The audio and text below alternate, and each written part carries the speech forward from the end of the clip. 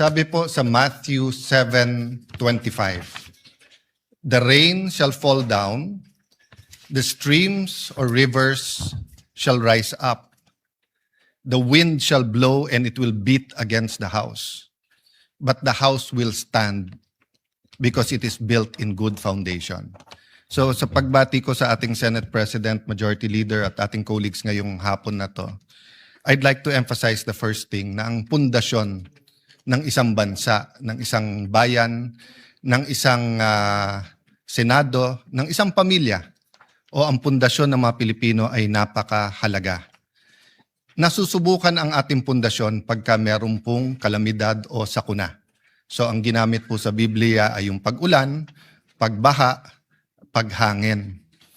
We are not a stranger to crisis, whether it's the oil shock of the 70s, whether it's Japanese time, Spanish time, the American Commonwealth, or let's talk about recent history, at least for those of us who were born or were already in government at that time. If you remember, Mr. President, in 1997, nung tumama yung Asian crisis, marami sa atin mga bangko at real estate companies ay may mga practices na magaganda at kumikita, pero nung tumama po itong crisis na to, talagang akala natin hindi na makakabangon. But most, if not all, almost all of them, especially our banks, learned from that experience. That's why isa sa pinakamatitibay ang ating ating banking industry. We have some of the best banks. No, it's smaller in size compared to, of course, neighbor natin ang China, Japan, India. No, of course, the Western countries. Real estate, ganun din po. After the 97 crisis, natuto, di ba?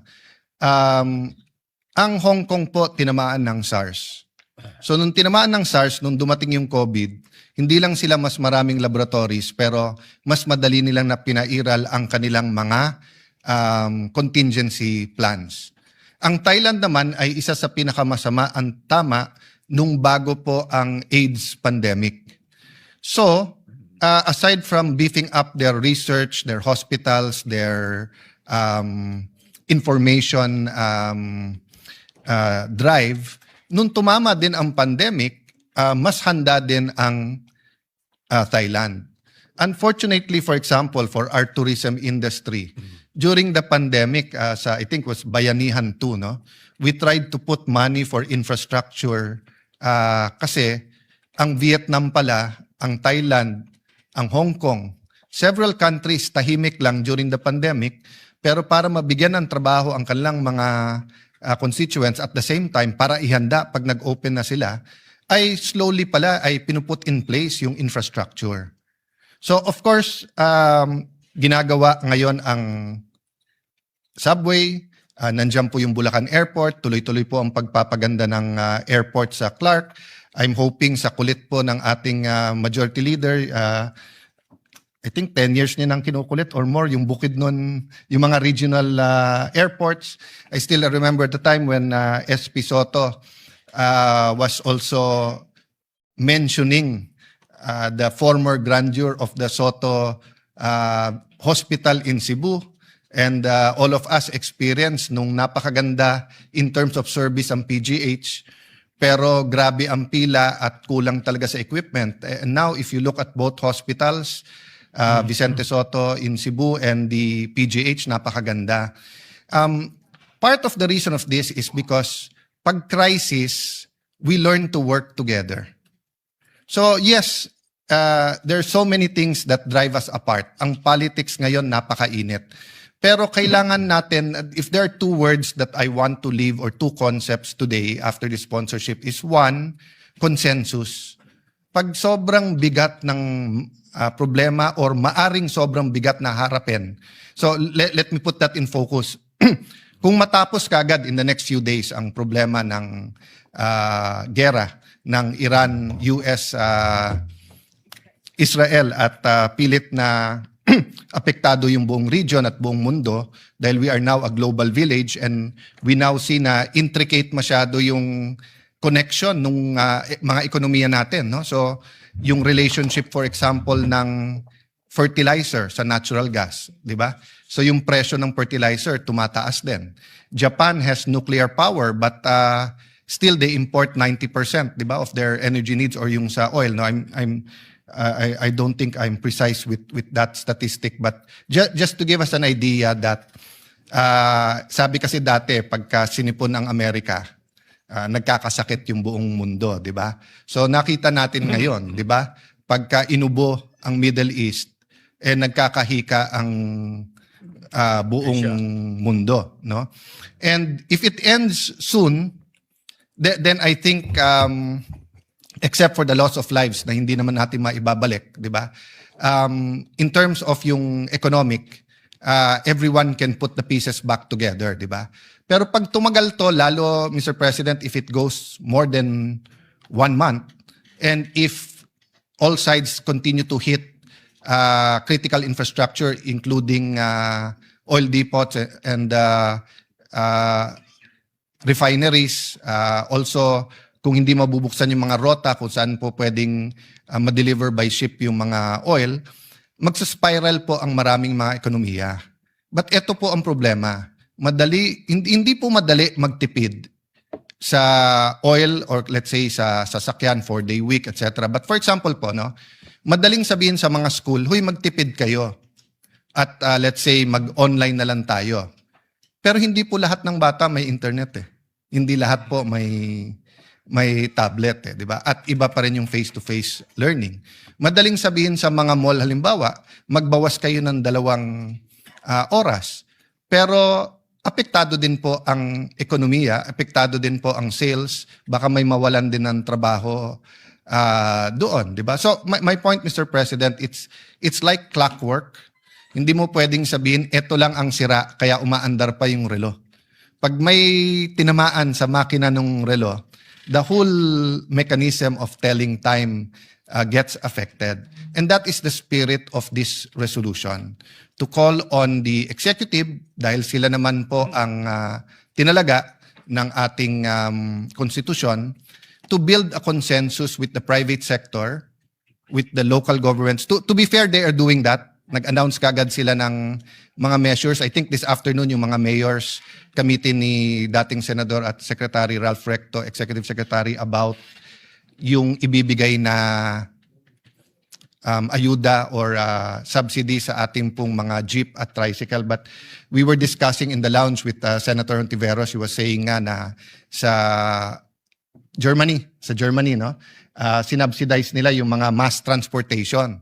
Para nga hindi lang masigurado na kaya ng mga commuters, lalo pag sila'y manggagawa, senior citizens, estudyante, but also to dissuade people from their private vehicles. No? So yun po ang nakikita kong kulang. It hasn't reached a point na consensus. So I said 2 concepts. One is consensus. The second concept is alignment. I've learned in my Christian life, it's not enough to do good. It's not enough to read the Bible and try to act in accordance with the Bible. You have to continually ask God, where do you want us to be? And then to align. Diba? Kasi if it's good to put up a pharmacy, it's also good to put up a farm. Pero sinasabi ng Diyos, wala nang pagkain, hindi nyo ma-import, put up a farm. You have to align.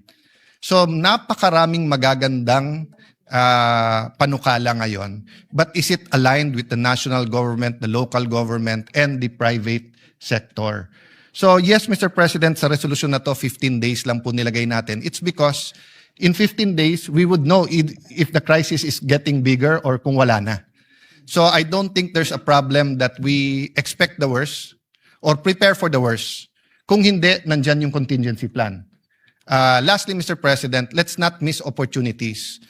Ang lahat ng crisis, may winners, may losers. Ang problema, minsan big winner, minsan big loser. And ang problema, Mr. President, usually ang loser is yung mahirap. So mahirap na tao, mahirap na municipality, maliliit na businesses. Usually yun ang talo kasi medyo tali kamay nila eh. Pero dun po sa mas malalim ang bulsa, nakikita nila yung opportunities eh, di ba? So for example, kung lahat ng pera mo nasa stock market bumagsak, wala ka ng choice kung hindi hintayin na lang. or i-withdraw or ibenta mo, lugi ka na. Pero yung sobrang lalim ng bulsa, pagbaksak, time to buy. And then gaganda na naman. So, there are things that will divide us. For example, nuclear power. Some of us believe in it, some don't. But for example, electric vehicles, no? Parating sinasabi electric vehicles kasi gas-led din naman yung mga power plants natin. But that's not always true, no? So the point, Mr. President, is this is to prepare us not only for the challenges, but also for the opportunities. And although there has been Supreme Court decision saying na hindi pwede yung executive legislative, meaning may gagawin yung executive na actual body and then may member ang executive. But I think if it's consensus building, kung sino man yung mga chairman natin na critical sa nangyayari, makakatulong na magsama-sama.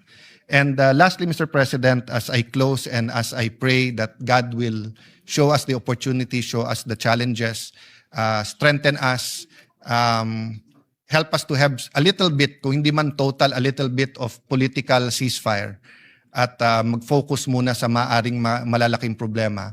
May I ask that as a gesture with your permission that all members become authors of this resolution. And of course, if there are any amendments, whether to style or substance, it is by no means a perfectly crafted resolution. Thank you, Mr. President, and I submit to the direction that the majority leader wants regarding the resolution. Well, I have been browsing through it, and I saw that there are 23. You are the principal author, but there are 22 other co-authors. I can be made a co-sponsor, the lone co-sponsor.